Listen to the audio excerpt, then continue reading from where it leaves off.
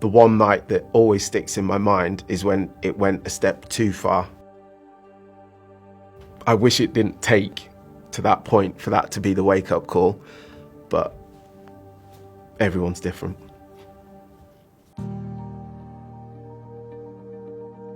I had a very good upbringing, so I was very lucky in that regards. Living in Yorkshire was a recipe for success. Mum and Dad were brilliant. They'd take me everywhere and anywhere I wanted to go, and they'd support me in whatever I wanted to do. I had a very good upbringing, and I was very lucky up until I became a teenager and decided that I'd do whatever I wanted to do and no one else was right.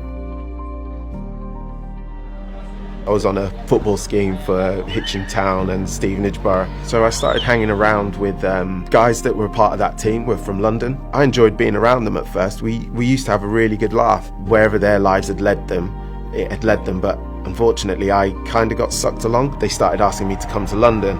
We'd go out to a club, but the types of people I was hanging around with were doing stuff after the clubs that were just not desirable. I'd be with them and they'd be smashing up cars, robbing people. I knew it was wrong, but I didn't argue that it was wrong. I didn't try and stop it because I enjoyed the nights out. I wasn't partaking, but you're still guilty just through association. The one night that always sticks in my mind is when it went a step too far. My mum was suffering with Parkinson's and dementia. My mum and dad went away and I decided, yet again in my wisdom as a young guy, let's have a house party. Smash the entire house up. What a great thing to do for your mum and dad.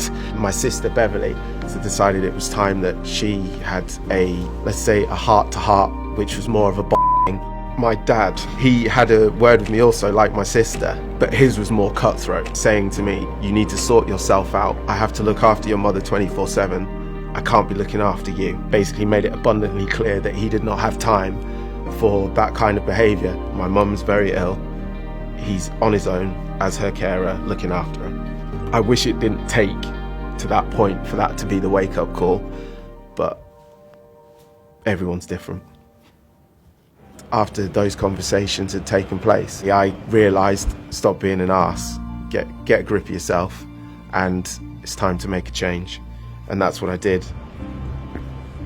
Transition from life to the army was quite hard. I went to the Army Careers Office to join the Household Cavalry. Within a month, I was on a train to Pirbright. I was like, this is so quick, this is happening so quickly.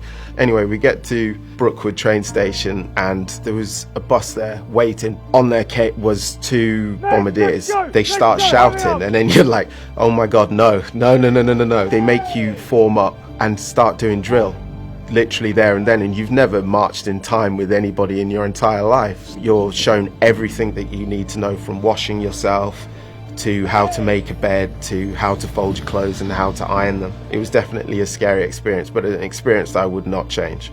I'm in the Adjutant's General's Corps Staff Personnel Support Branch. So I deal in administration, finance and IT. On a day-to-day basis, I make sure that my battery is ready to be deployed at any moment.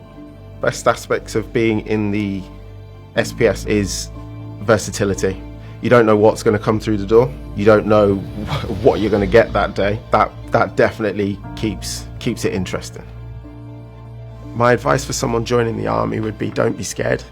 It's not what you think it is. You'll have to do some things that you don't want to do, but that's the same as any job. Jump in with both feet, but don't be put off by training establishments. They are more fun than you think. Triathlon came about by accident. Something had broken on my bike and I was trying to fix it, and I thought if I go on YouTube I'll be able to find a way of doing it. And then I decided I'd go to an army triathlon training camp. So the Monday we were going to do swimming, Tuesday we were going to do bike handling, and then on the Wednesday you're going to race in the first army race of the season. I automatically went, oh crap. Now this is what the army does best. It loves to throw you in situations that you are not expecting, and it worked because I was hooked. Straight after that race, I went and booked a further 4 or 5 races for that year.